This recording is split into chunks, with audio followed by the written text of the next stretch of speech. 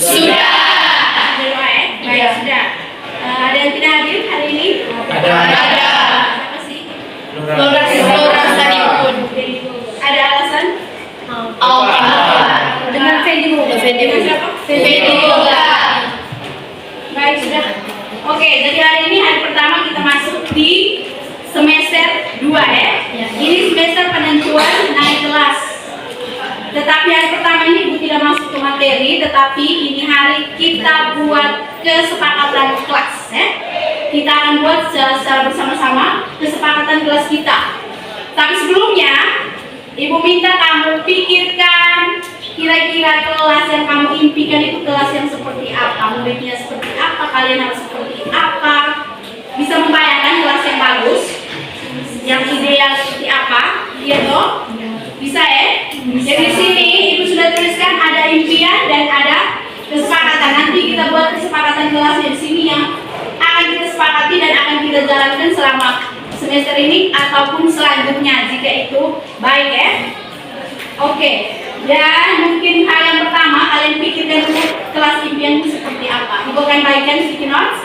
Setelah itu kalian akan menuliskan masing-masing menuliskan, tidak perlu tanya-tanya orang kira-kira kelas yang Anda impikan itu seperti apa, siswanya seperti apa, kalian mau seperti apa ya.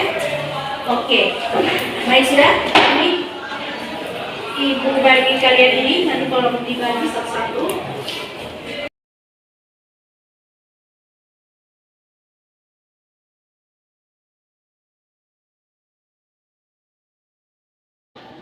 Sudah tulis sekarang.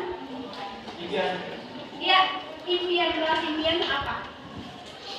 Silakan ditulis. Teman-teman, sudah,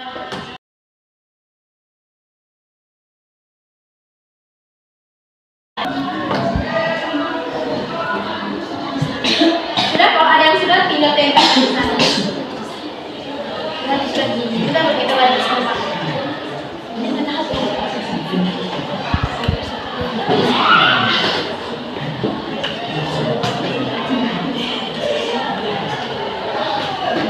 Hal-hal yang mau kita perbaiki.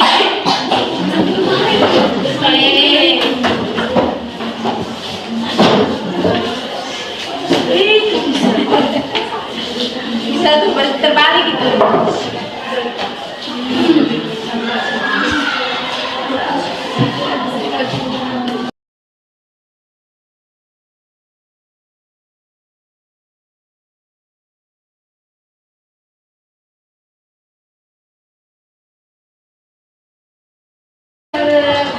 Bersedia untuk membacakan? Siapa? Oke, dan satu orang tolong mencatat. Tolong tulis, lihat yang ada yang sama, 2 orang bantu dong. Saya lihat ada yang sama, bacanya cepat sekali. Saya lihat ada yang sama. Baik, lihat sudah. Kira-kira apa? Setiap murid harus aktif dalam mengerjakan soal. Itu bisa ya? Bisa. Bukan impian toh? Semua harus aktif mengerjakan soal, ditulis lihat. Masih ada? Baca yang tidak. Kelas impian saya yaitu kelas yang tertib serta disiplin. Ya, baca.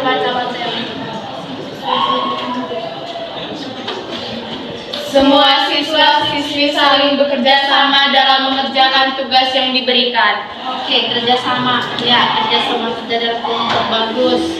Masih ada? Oke, catat ya. Kelas yang rapi, bersih dan indah, tidak ribut saat guru mengajar, saling bekerja sama dan membantu satu sama lain. Mantap. Tulis. Yang lain coba tulis. Saya sebentar, saya tinggal buat sepakatannya sama. Bersih, tertib, kelas yang bersih, nyaman ya? Iya, nyaman, bersih dan nyaman. Bersih saja tidak cukup, harus nyaman. Kelas yang aktif, kelas yang seru, kelas yang tidak ribut. Aktif, seru, tidak ribut. Tidak ribut jika tidak ada guru. Baik, tepuk tangan dulu.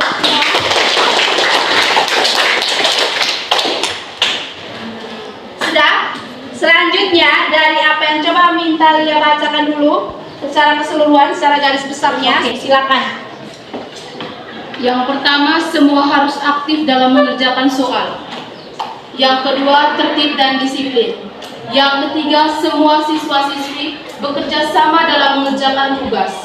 Yang keempat, kelas yang bersih, tertib dan nyaman.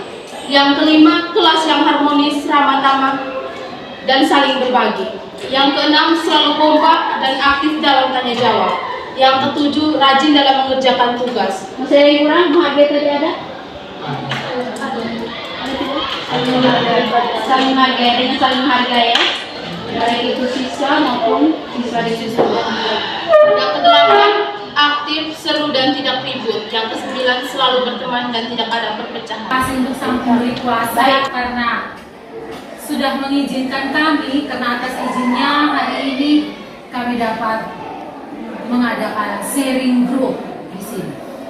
Dan terima kasih juga untuk Bapak Kepala Sekolah serta Bapak Maksis selaku kaum kurikulum yang juga mengizinkan kami sehingga kami bisa membuat sharing group di sini. Baik Bapak Ibu, pagi ini kami berempat CGP Angkatan 7 kami akan membagi sedikit materi yang kami dapatkan dalam program pendidikan guru penggerak. Materi yang akan kami bagikan ini yaitu tentang budaya positif. Di dalam budaya positif ini ada 4 hal yang kami pelajari, yaitu yang pertama tentang kebutuhan 5 kebutuhan dasar, yang berikutnya tentang posisi kontrol, selanjutnya keyakinan kelas dan segitiga restitusi. Dari keempat hal ini akan dibawakan oleh kami satu persatu. Jadi pada bagian yang pertama atau materi yang pertama ini saya akan memberikan kesempatan kepada Ibu Yeti untuk membawakan atau membagikan materi tentang 5 kebutuhan dasar. Baik, kepada Ibu Yeti saya persilakan. Baik, selamat pagi Bapak Ibu sekalian. Selamat pagi. Baik, senang sekali kami berempat bisa bertemu dengan Bapak Ibu sekalian di sini dalam sharing group budaya positif. Jadi sini saya akan membawakan materi dengan bagiannya saya kebutuhan dasar manusia. Jadi sadar atau tidak sadar, setiap kita punya perilaku yang kita lakukan itu semuanya memiliki tujuan, ya. Mau perilaku baik ataupun buruk yang menurut pandangan kita, itu pun semuanya memiliki tujuan masing-masing. Tujuannya adalah kita ingin memenuhi kita punya kebutuhan. Benar tidak, Bapak Ibu?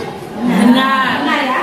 Jadi kita mau melakukan apa? Saya melakukan ini, walaupun tidak bisa diterima oleh orang lain, walaupun itu dikatakan sebuah pelanggaran, ya toh, tapi itu adalah kemauan saya untuk bisa memenuhi semua kebutuhan yang saya inginkan. Jadi sini saya akan menjelaskan tentang 5 kebutuhan dasar manusia. Ya, dari sini kami dituntut untuk bisa menjelaskan kebutuhan dasar yang menjadi motif dari tindakan manusia, baik itu murid maupun juga guru. Dan juga di sini kita bisa menganalisis. Jadi sebentar nanti saya akan membagikan semacam angket untuk bisa Bapak Ibu isi. Kira-kira kebutuhan mana yang mungkin Bapak Ibu paling butuhkan saat ini. Ya, di sini. Dan juga kita bisa mengidentifikasi peran kita sebagai guru di dalam menciptakan lingkungan belajar dan pemenuhan kebutuhan anak yang secara beragam. Jadi ini tujuannya. Sebelum saya mulai, di sini ada sebuah pertanyaan pemantik. Bisa Bapak Ibu baca di situ. Dari Ibu Ambar, ini contoh saja Ibu Ambar, guru wali kelas 2A di SMP Pelita Hafiz, sedang bingung menghadapi ulas salah satu murid di kelasnya yang namanya Doni. Beberapa anak di kelas 2A pun telah datang kepada ibu dan mengeluhkan Doni yang seringkali meminta bekal makan siang. Anak-anak, dengan paksa ya, jika Anda menghadapi situasi seperti yang dialami oleh Ibu Ambar, kira-kira apa yang Bapak Ibu lakukan? Itu yang pertama. Dan menurut Bapak Ibu, kira-kira apa alasan Doni melakukan hal itu? Bisa ada yang bisa beri saya pendapat? Kira-kira apa yang harus pertama kali Ibu Ambar lakukan?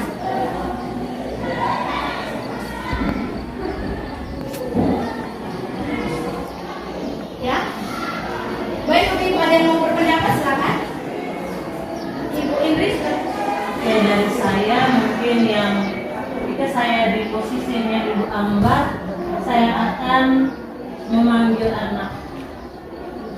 Doni untuk melakukan pendekatan, bertemu dengan dia secara empat mata. Setelah itu saya mungkin bisa mencari tahu kira-kira apa alasan Doni itu selalu mengambil makanan temannya itu dengan paksa. Mungkin ada faktor lain yang juga belum ketahui. Mungkin saya. Baik, sudah luar biasa ditekan dulu buat kita. Jadi mungkin langkah pertama yang mungkin kita harus lakukan adalah seperti ini yang disampaikan oleh Ibu Indri ya.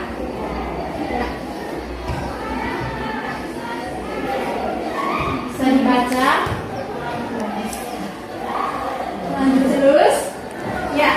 Jadi langkah pertama kita memanggil dulu anaknya, kita mencari tahu kira-kira apa yang dia butuhkan saat itu, kenapa dia sampai seperti itu. Jadi tidak serta-merta karena dia begini kita langsung memberi hukuman ya. Jadi itu. Jadi tindakan yang dia lakukan juga pasti ada dasarnya ya.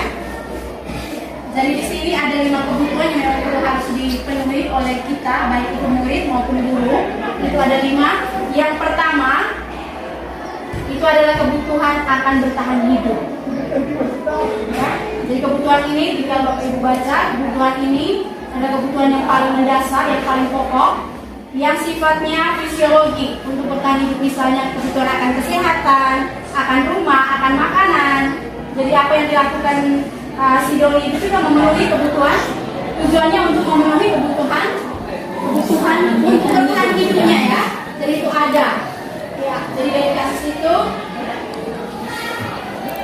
ya, bisa dibaca ya. Nanti selesai balik bentuknya. Yang kedua, ada kebutuhan yang namanya kasih sayang dan juga rasa diterima. Yang pasti kita semua membutuhkan kasih sayang dari orang-orang yang kita sayangi atau dari teman. Jadi kebutuhan ini itu sama dengan 3 kebutuhan lainnya, yaitu sifatnya psikologis ya. Psikologis ya. Jadi kebutuhan untuk disayangi dan diterima meliputi kebutuhan akan hubungan dan koneksi sosial, kebutuhan untuk memberi dan menerima kasih sayang, ya. Dan kebutuhan untuk merasa menjadi bagian dari suatu kelompok. Kalau saya diterima, maka saya pasti akan senang. Kebutuhan untuk apa namanya, menjadi kasih sayang dan juga diterima di dalam kelompok itu ada. Ya. Jadi kebutuhan ini juga meliputi keinginan untuk tetap berhubungan dengan orang lain seperti teman, keluarga, pasangan hidup, teman kerja, binatang peliharaan, dan juga kelompok di mana kita bergabung. Jadi menurut ini lihat di sini, ya. Dan ini cerita untuk anak-anaknya, bisa kita lihat nanti baru saya share selengkapnya. Ya. Jadi dalam kasus yang tadi juga, ya, jika Doni menjawab bahwa alasannya mengambil bekal temannya karena dia merasa senang, temannya menjadi memperhatikan dia, ya toh, melapor ke wali kelasnya. Jadi wali kelas panggil orang tuanya lapor, itu kan orang tuanya semakin akan memperhatikan dia. Jadi kebutuhan akan rasa kasih sayang dan diterima oleh Doni itu dia ungkapkan dengan cara itu, ya. Jadi mungkin kita lebih banyak berpikir untuk bisa memenuhi kebutuhan anak, misalnya kebutuhan mereka. Baik, yang ketiga itu akan penguasaan, kebutuhan pengakuan atas kemampuan. Ya toh, saya merasa menjadi seorang yang punya power, mempengaruhi orang lain, itu. Ya. Dengan kekuatan untuk mencapai sesuatu, menjadi kompeten, ya, menjadi terampil, diakui atas prestasi, dan juga keterampilan kita bisa didengarkan dan memiliki harga diri, ya, itu. Ya, dari sini anak-anak yang memiliki kebutuhan dasar atas penguasaan yang tinggi biasanya selalu menjadi pemimpin, ya. Itu. Jadi kita lihat anak-anak yang hobinya untuk memimpin temannya, oh ada teman-teman seperti apa itu kebutuhan mereka akan asal. Ya, jika jawaban Doni adalah dia merasa hebat karena teman-teman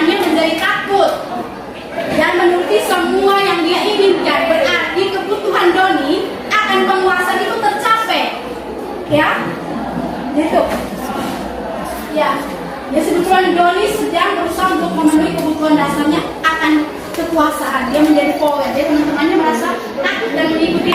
Yang berikut, yang keempat, kebutuhan akan kebebasan. Ya, kebutuhan kebebasan. Ya, kebutuhan untuk bebas adalah kebutuhan akan kemandirian, otonomi, memiliki pilihan, mampu mengendalikan arah hidup seseorang. Dari sini anak-anak dengan kebutuhan kebebasan yang tinggi menginginkan pilihan. Mereka perlu banyak bergerak, suka mencoba-coba, tidak terlalu terpengaruh orang lain, dan juga senang mencoba hal-hal baru atau menarik. Jadi kalau kita di dalam kelas tengok, kadang-kadang kan kita bosan, kita memberikan metode yang sama, pasti anak juga bosan ya. Jadi ini mereka punya kebutuhan akan kebebasan. Ya, berdasarkan kasus Doni tadi, ya jika dia bebas memilih apa yang dia suka. Jadi kalau ibunya hanya kasih dia begitu-begitu saja, dia bosan. Ya, jadi dalam pembelajaran juga mungkin kita bisa memberikan anak kebebasan untuk memilih. Dia mau pakai metode yang mana ya? Dan sampai dia sukanya begini, kita berikan dia begitu. Pasti melawan, karena kebutuhan yang dia mau itu tidak terpenuhi. Ya. Jadi yang terakhir itu kebutuhan akan kesenangan atau fun, ya, merasa happy atau senang. Jadi kebutuhan akan kesenangan adalah kebutuhan untuk mencari kesenangan, bermain, tertawa. Ya, kita bisa bayangkan kalau hidup kita tanpa kenikmatan apapun, ya, pasti betapa menyedihkan. Orangnya hidupnya tiap hari murung, apa segala macam. Ya. Jadi sini menurut Glaser menghubungkan kebutuhan main mereka mempelajari keterampilan hidup yang paling penting.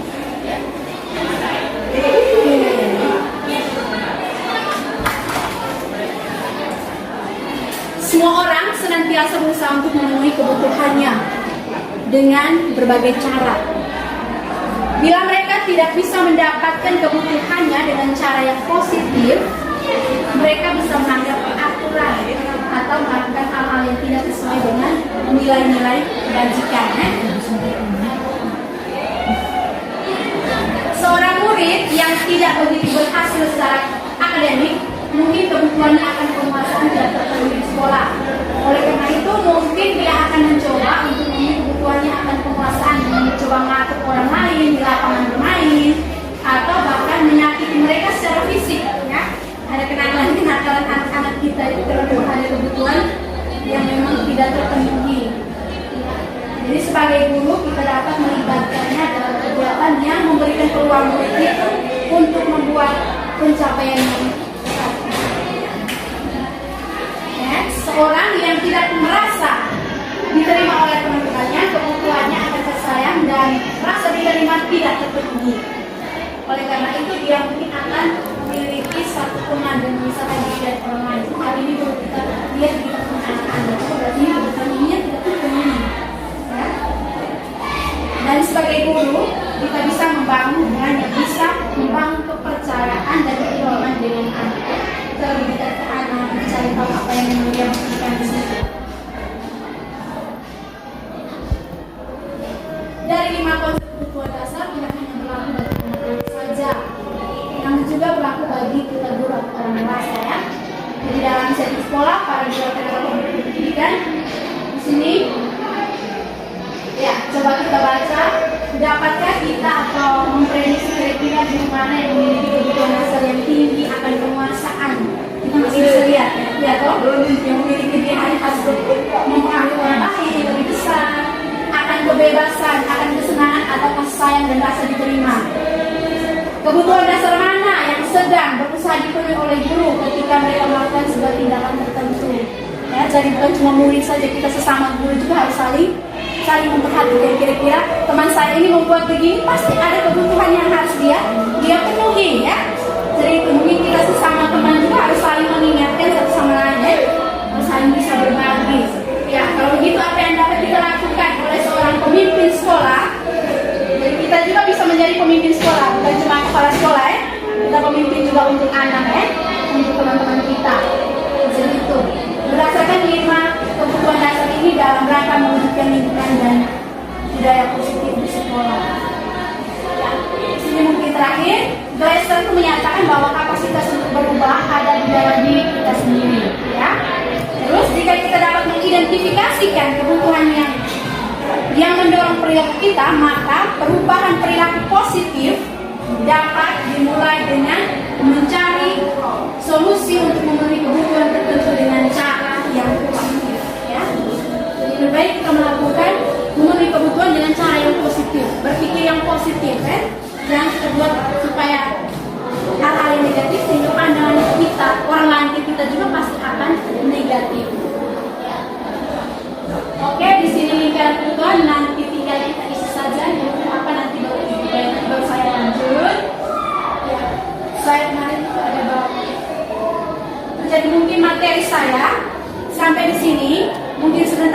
membagikan angket untuk Bapak Ibu isi. Sekaligus kita menilai kira-kira kebutuhan apa yang kita butuhkan dalam kehidupan kita, terutama di dalam sekolah ini untuk mewujudkan budaya-budaya positif. Baik, terima kasih. Saya merasa senang dan berterima kasih kepada guru-guru CGP Angkatan 7 yang telah berbagi praktik baik tentang budaya positif, dan juga kepada guru-guru yang sudah mempraktekannya di kelas mereka masing-masing. Untuk kedepannya saya juga ingin melakukan praktik baik budaya positif kepada murid-murid saya yang saya ajar di kelas yang lain. Dan juga yang saya harapkan semoga guru-guru lain di sekolah ini bisa menerapkan praktik baik budaya positif di sekolah ini. Sekian dan terima kasih.